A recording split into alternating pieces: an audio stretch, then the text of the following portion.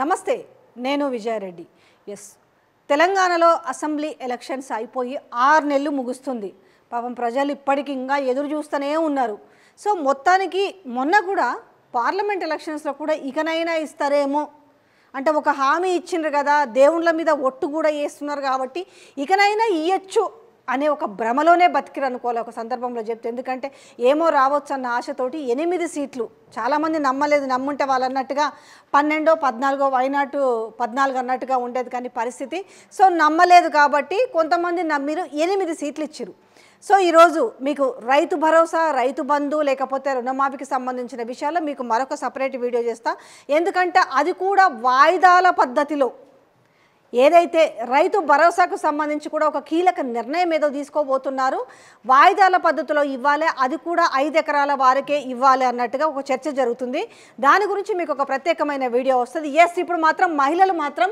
తెలంగాణలో ఎలక్షన్స్ ఒక టర్న్ తిరిగాయంటే ఒక మార్పు కోరుకున్నారంటే కారణము నిజంగా చెప్పాలంటే 6 గ్యారంటీ స్కీమ్సే 6 గ్యారంటీ స్కీమ్లలో ముఖ్యంగా బాగా వాళ్ళని అట్రాక్ట్ చేసిందంటే 13 అంశాలు ఉన్నాయి ఆ 13 అంశాలు చాలా తెలివిగా పెట్టిరు వీళ్ళు కూడా 6 గ్యారంటీ స్కీమ్లు అనేది చాలా తెలివిగా పెట్టి 6 పెట్టకుండా మెయిన్ ఏవైతే ఉన్నాయో 6 ఒకటి ఇది పెట్టచ్చు ఒకటి మహిళలకు సంబంధించింది ఒకటి పెట్టచ్చు కానీ ఎంత తెలివిగా జనాల్ని బోల్తా కొట్టడానికి ఎంత మంచి ప్రయత్నం చేస్తారంటే సపోజ్ 6 గ్యారంటీ స్కీమ్స్ దాంట్లో ఒకటి 2500 దాని తర్వాత ఇంకొకటి వచ్చేసి రైతు భరోసాకు సంబంధించి 7500 కదా దాని తర్వాత సో తులం 1,00,000 రూపాయలు 1,00,000 ప్లస్ తులం బంగారం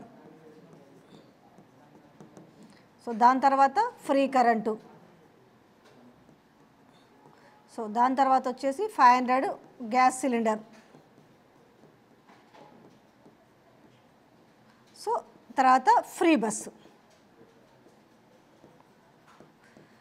సో ఇది పెట్టొచ్చు సో వీళ్ళు ఏం చేసిరంటే ఇమీడియట్గా ఇది పెడితే ఏమవుతుంది ఇప్పుడు ఈ 6 గ్యారంటీ స్కీమ్లలో మీరు ఏమి ఇచ్చారు మెయిన్ ఏవేవైతే స్కీమ్స్ ఉన్నాయో వాటిని జస్ట్ ఈ 6టికి పరిమితం చేస్తే అవి అడుగుతారు కాబట్టి తెలివిగా ఏం చేసిరు వీళ్ళు 13 అంశాలను జోడించారు అందులో 13 అంశాలను జోడించి ఇప్పుడు ఇచ్చిన వాటిలో అందుకే ఏమి ఇచ్చిరు ఒకటి వచ్చేసి ఫ్రీ బస్సు అందరూ తెలిసిందనుకో నేను ఈ పాట పాడి నాకే ఏదో రకంగా అయిపోయింది ఫ్రీ బస్సు గ్యాస్ ఎంతమందికి వస్తుందో తెలీదు సో నేను లైవ్ పెట్టి ఉంటే కాల్స్ వచ్చేవి గ్యాస్ అలాగే 200 యూనిట్ల ఫ్రీ కరెంటు 4 వచ్చేసి ఆరోగ్యశ్రీ పెంపు ఈ మెయిన్లు ఏమున్నాయో చాలా వరకు మహిళలు పెద్ద ఎత్తున ఓట్లు వేయడానికి కారణం కూడా ఏంటంటే 2,500 రూపాయలు ఈ మహాలక్ష్మి స్కీమ్ కింద 18 సంవత్సరాలు పైబడిన ప్రతి మహిళకు వస్తాయి కదా అనేసి రెండోది ఇందులో ఇంకా చిన్నది కూడా ఈ ఫ్రీ బస్సు అండ్ ఈ ఫ్రీ కరెంటు కంటే కూడా దీంట్లో పెట్టాల్సి ఉండే ఏముండే పెన్షన్స్కు సంబంధించి పెట్టాల్సి ఉండే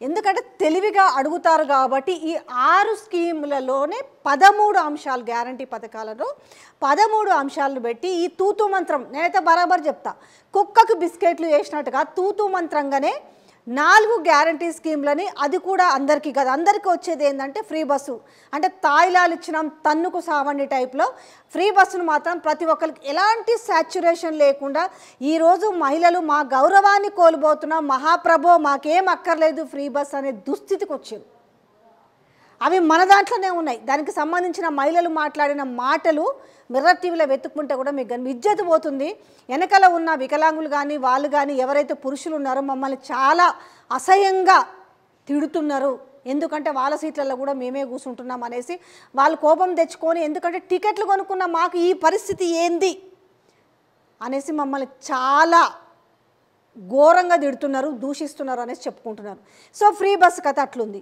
ఇక 500 రూపాయల గ్యాస్ బండకు సంబంధించి ఊర్లలో ఎందుకంటే గ్యాస్ బుడ్డీలో గ్యాస్ బండలో అంటుంటారు కదా దానికి కూడా ఎట్లుందనంటే ఒక సహబంక్తి భోజనాలు ఇస్తరాకులేసి అందరినీ కూర్చోబెడతారు బట్ ఆడైదురు కూడా ఆధారు పెట్టుకుంటూ పోతారు మిగతా వాళ్ళు ఏమనుకుంటారు ఓహో మర్చిపోయినారేమో మాకు కూడా పెడతారేమో ఆ పరిస్థితిలో ఉంది ఇప్పుడు 500 రూపాయల సిలిండర్ సంబంధించి కావచ్చు 200 యూనిట్ల ఫ్రీ కరెంటుకు సంబంధించిన విషయం కావచ్చు ఇంకొకటి వీళ్ళకి నిజంగానే ప్రజల మీద చిత్తశుద్ధి ఉంటే 500 రూపాయలకే సిలిండర్ ఇవ్వాలి అని అనుకుంటే ఇంటి దగ్గరికి ఎవరైతే గ్యాస్ బాయ్ వస్తారో వాళ్ళకి 500 రూపాయలు పే చేసే విధంగా ఉంటే నిజంగానే ఆ ఒక పథకానికి అందరు కూడా ఆకర్షితులు అయ్యే వాళ్ళు ఇప్పుడు. కానీ వాళ్ళ కోపం అంతేంది, బ్యాంకులు ఎప్పుడు పడుతుందో తెలియదు.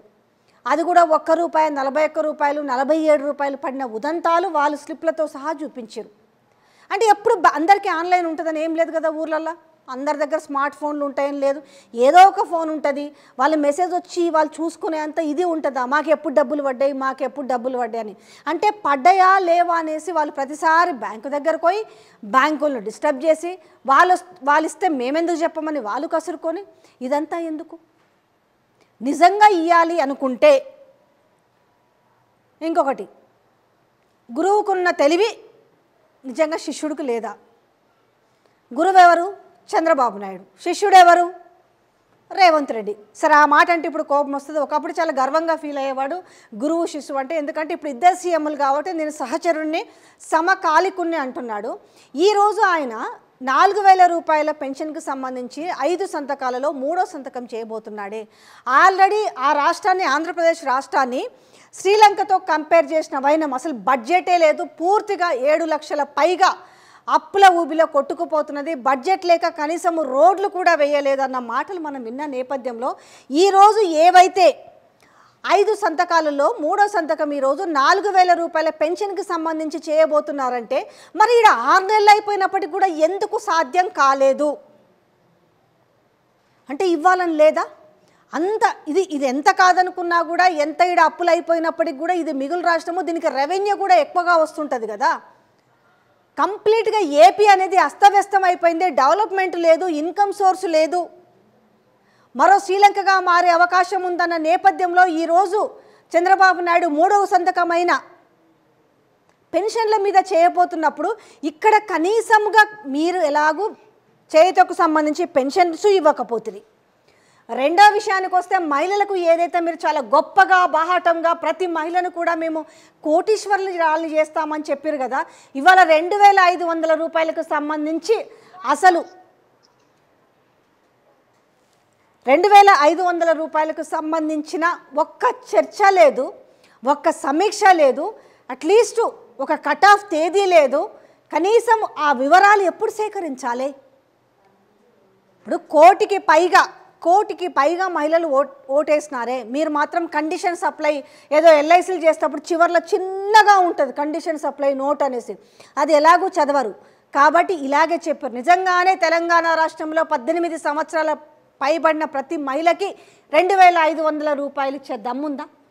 అంత బడ్జెట్ ఉందా?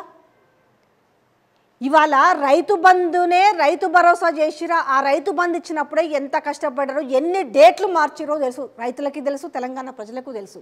ఇలా మీరు రైతు భరోసాను కూడా వాయిదాల పద్ధతిలో, ఇన్స్టాల్మెంట్ పద్ధతిలో ఇవ్వాలని అనుకుంటున్నారు అని అంటే మరి ఇక్కడ ఈ మహిళలకు సంబంధించి 2500 రూపాయలు ఎప్పుడు ఇస్తారు? పెళ్ళిళ్ళ సీజన్ అయిపోయింది, మళ్ళీ పెళ్ళిళ్ళ సీజన్ కూడా రాబోతుంది.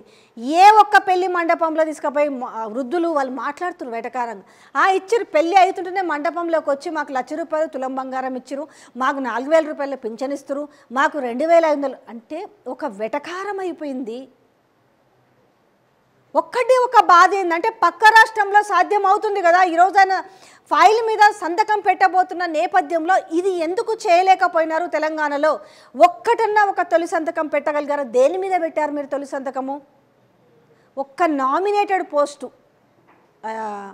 అగ్రికల్చర్ డిపార్ట్లో దివ్యాంగురాలికి ఇచ్చిన దాని మీద మాత్రం, అది మీ పార్టీకి సంబంధించిన వ్యవహారం ఒక రకంగా. మీరు ప్రభుత్వ పథకాలకు సంబంధించిన ఒక్క స్కీమ్ పైన తొలి సంతకం చేసిరా? పోనీ గొప్పగా చెప్పుకున్నారే 2 లక్షల రుణమాఫీ, యావత్ తెలంగాణలో ఉన్న రైతులందరూ కూడా చాలా ఆసక్తి. ఎందుకంటే నేను దీనికి సంబంధించి ఒక వీడియో కూడా చేసిన, ₹1,00,000 ఎంతమందికి వచ్చింది రుణమాఫీ అనేది. దాదాపుగా ఈరోజు మీరు 2 లక్షల రుణమాఫీ గురించి మాట్లాడుతుంటే ఇక్కడ కూడా ఒక కన్ఫ్యూజనే క్రియేట్ చేశారు. 40,000 కోట్ల అవసరం ఉంది ఈరోజు నిజంగా చిత్తశుద్ధితోటి రైతులకు మీరు రుణమాఫీ చేయారంటే. ఈ రుణమాఫీలలో కూడా 3 సెక్టార్స్ ఉన్నాయి. ఒకటి బంగారం పెట్టి రైతు రుణాలు తెచ్చుకుంటుంటారు, రెండోది క్రాప్ లోన్స్ తెచ్చుకుంటుంటారు, దాని తర్వాత ఎక్కువ పెట్టుబడి పెట్టాలనుకుంటే పాస్ పుస్తకాలను తాకట్టు పెరి పెట్టి మరి మార్టిగేజ్ లోన్స్ కూడా తెచ్చుకుంటుంటారు. 3 వ్యవసాయానికి సంబంధించినవి, కానీ 3 డిఫరెంట్ సెక్టార్స్ ఉంటాయి. ఈ మూడిట్లలో ఏది చేస్తారు? ఈ 3 చేస్తారా రుణమాఫీ? రెండోది, ఈరోజు నిజంగా మీరు అందరికీ చెయ్యాలంటే 40,000 కోట్లు అవసరం ఉంటే తను చెప్తున్న విధానము, ఇంటర్వ్యూలలో తను చెప్తున్న సమాధానము, సభల్లో తాను చెప్పింది 30 నుంచి 32,000 కోట్లు సరిపోతాయని. మరి పై దాదాపుగా 7-8,000 కోట్లు ఎవరికి, ఏ రైతుకు వర్తిస్తుంది? సో ఇది కూడా క్లారిటీ లేదు. సో ఆగస్టు 15 వరకు చేస్తామని చెప్పారు, దేవుళ్ళ మీద ఒట్టేసి చెప్పారు. కానీ ఏ ఆగస్టు 15? 24 ఆగస్టు 15, 25, 26, 27, 28? అంటే ఇది కూడా ఒక జోక్ అయిపోయింది రైతులకి. ఎందుకంటే రైతు బంధు మీదనే ఇన్ని డేట్లు మాకు చెప్పి అబద్ధం ఆడిరు కదా. ఇదే రైతు భరోసా కావచ్చు, లేదంటే రుణమాఫీ విషయంలో కూడా ఈరోజు నమ్మకాన్ని కోల్పోయిన పరిస్థితి చూస్తున్నాం. ఇట్లా ఉంటే ఇంకా మహిళలను నెత్తిన ఎంత బాగా నమ్మించిండ్రు అంటే ఇంకెప్పుడు అంటే నాకు అర్థమవుతుంది ఏంటంటే మళ్ళా ఎలక్షన్లు దగ్గర అవుతుంటే వీళ్ళకు కూడా అర్థమై ఉంటుంది. కేసీఆర్ పూర్తిగా సంక్షేమము ప్లస్ అభివృద్ధి చేసిండు, అయినా కూడా ఓడగొట్టిరు. ఏపీలో చూస్తే పూర్తి స్థాయిలో సంక్షేమానికి జగన్మోహన్ రెడ్డి ప్రతిసారి నేను బటన్ నొక్కినా 2,000 కోట్ల లక్షల పైచిలకు అమౌంట్ని తీసుకెళ్ళి బటన్ నొక్కి ఇచ్చాను అన్నారు. తీరా చూస్తే మరి ఎందుకు ఇవ్వడం? మేము ఇచ్చినా వేయరు, ఇవ్వకపోయినా వేయరు అనుకుంటున్నారా? కానీ దేనికి దానికి డిఫరెంట్ సెక్టార్ ఉంటుంది. ఖచ్చితంగా ఇదే ఆలోచిస్తుంటారు. మెల్లగిద్దాంలే, ఇంకా చేసేది ఏముంది, ఈ 5 ఏళ్లలో వచ్చే ఎలక్షన్స్ లేవు, పాడు లేవు, లోకల్ బాడీలో చూద్దాం, ఎందుకంటే ప్రభుత్వం మాదే ఉండే కాబట్టి అదిరిస్తానో బెదిరిస్తానో డెఫినెట్గా ఓట్లు పడతాయి, లోకల్ బాడీలో మేమే ముందు వరుసలో ఉంటాము, ఇక తర్వాత చూసుకుందాము రాముడెవరో రాక్షసుడెవరో అన్నట్టుగా. సో నిజంగానే మహిళలను మోసం చేస్తే ఏ రాష్ట్రమైనా బాగుపడుతుందా అనే ప్రశ్నలు కూడా లేవనెత్తుతున్నారు. ఇంతకీ ఈ మహిళలకు సంబంధించిన 2,500 రూపాయలు ఎప్పుడు ఇస్తారు? కట్ ఆఫ్ తేదీ ఎప్పుడు? ఎలాంటి నిబంధనలు పెడతారు? ఎవరెవరికి వస్తాయనేది వాళ్ళకు ఒక క్లారిటీ ఇవ్వగలిగితే మంచిగా ఉంటుంది.